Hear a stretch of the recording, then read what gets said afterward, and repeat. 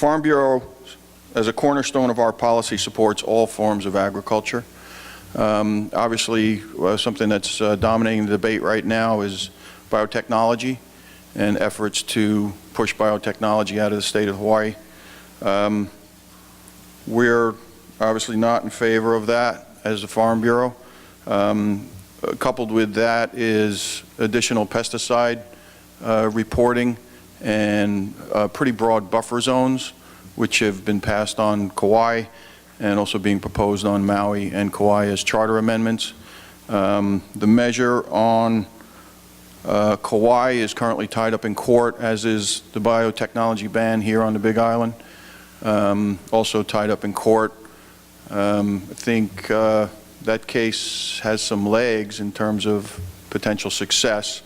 You may recall in 2008, coffee and taro cultivation on the Big Island and testing was banned on the Big Island. You probably should have seen that as a warning shot. Kind of went without a whimper because there was no biotechnology coffee at that time.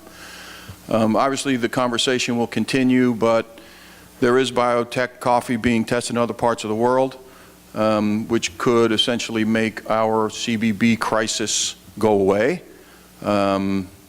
That's something that I think we need to talk about and have that conversation as an industry.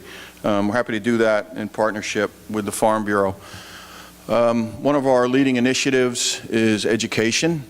Of late, non-farmers have been trying to impose their will on farmers and set food and farm policy. We're working on funding a fairly comprehensive public relations campaign. It's called Small Farmers, Big Stories.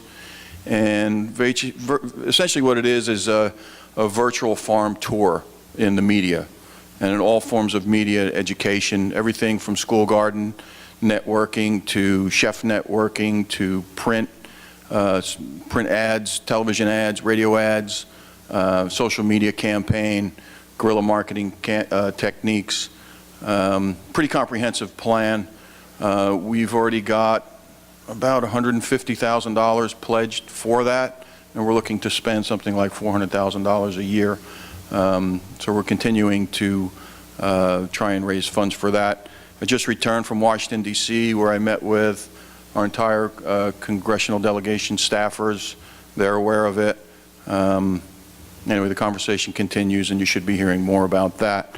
We're pretty active at the Capitol. We have a robust staff on Oahu.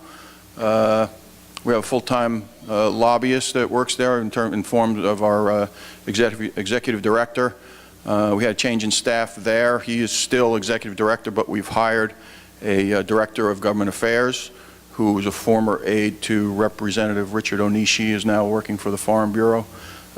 We work in close partnership with not only HCA but also the Department of Ag on legislative issues that are important to agriculture. I'll be here all today and tomorrow, tonight. Happy to have conversations with anybody, pro, con, however you feel about anything. Happy to have those conversations. I think the more we talk about things, the better our positions get. We get to refine them over time and make sure that we're as inclusive as possible and listening to all sides of all arguments.